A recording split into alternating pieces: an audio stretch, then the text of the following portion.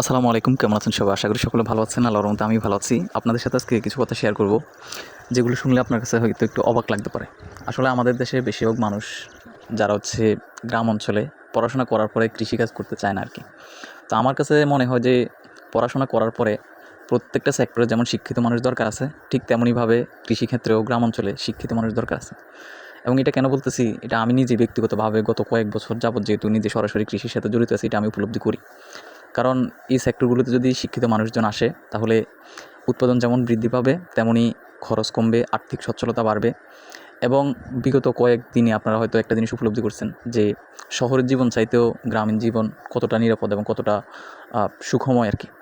এটা আপনি যদি উন্নত বিশ্ব মধ্যপ্রাচ্যের দিকে তাকান, হয়তো আপনি পৃথিবীর যে কন্ডিশন এটা দেখলে আপনি বুঝে যাবেন এই যে শহরে জনবহুল জীবনের চাইতেও গ্রামীণ জীবনটা কতটা নিরাপদ।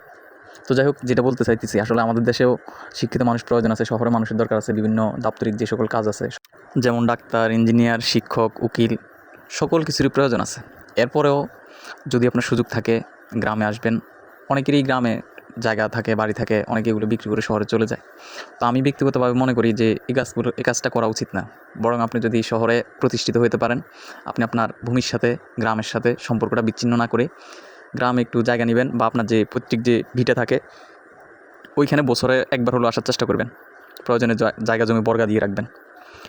এতে করে আপনি বছরে একবারও যদি আসেন, আপনি এখানে এসে আত্মীয় স্বজনের সাথে বা গ্রামবাসীর সাথে আপনি যে একটা প্রশান্তি পাবেন, আপনি শহরের জীবনে এক বছর থেকেও ওই প্রশান্তিটা পাবেন না। তো এই জন্য আর আপনি গ্রামীণ প্রকৃতির মধ্যেও যে বাতাসটা পাবেন বা যে নিঃশ্বাসটা পাবেন, বিশুদ্ধ নিঃশ্বাস, এটা আপনি শহরে পাবেন না। আমি বলছি না যে শহরে যাইন না, আমিও আপনাদেরকে গ্রামে আসার জন্য, থাকার জন্য বলছি না, কিন্তু যে গ্রামীণ যে সকল সুযোগ সুবিধা আছে ওইটার কথা বলতেছি। আরেকটা কথা বলে রাখি, যে যারা উদ্যোক্তা হতে চান, আপনাদের সাহসিকতার প্রয়োজন আছে এবং দক্ষতারও প্রয়োজন আছে। আর উদ্যোক্তা যারা হয় তারা কোনো অবস্থাতে একজন চাকরিজীবীর চাইতে পিছিয়ে থাকে না। এটা হচ্ছে সবচেয়ে বড় সত্য কথা, এবং এটা আপনার সাথে কেউ শেয়ার করবে না। আর তাছাড়া আপনি এই সেক্টরটাতে আসলে দিন দিন যতই কাজ করবেন ততই অভিজ্ঞ হবেন। একটা সময় হয়তো আপনি নিজে কাজ করছেন, একটা সময় আপনি নিজে অন্যকে কাজ করার মতো সুযোগ করে দিতে পারবেন। এজন্য চেষ্টা করা, অর্থাৎ নিজে কোনো কিছু করার চেষ্টা করা, এটা হচ্ছে সবচেয়ে বড় বুদ্ধিমানের কাজ। আশা করি এই বিষয়গুলো লক্ষ্য রাখবেন এবং আপনি দিনে ন্যূনতম একটা ভালো কাজ করার চেষ্টা করেন। আসলে আপনি কোটি টাকার মালিক হইলেন, কত টাকার মালিক হইলেন, এটা দেখার বিষয় না। মূলত দিন শেষে দেখার বিষয় এটাই, আপনার শ্রম, আপনার বিদ্যা, আপনার বুদ্ধি, আপনার এই সকল কিছু, এগুলো মানুষের উপকার আসতেছে কিনা, আপনার পরিবারের কল্যাণ আসতেছে কিনা, সমাজের কল্যাণ আসতেছে কিনা, দেশের কল্যাণ আসতেছে কিনা, এটা হচ্ছে মূল বিষয়। এবং আমার কথা দ্বারা, আপনার কথার দ্বারা কারো ক্ষতি হচ্ছে কিনা, এগুলো হচ্ছে দেখার বিষয়।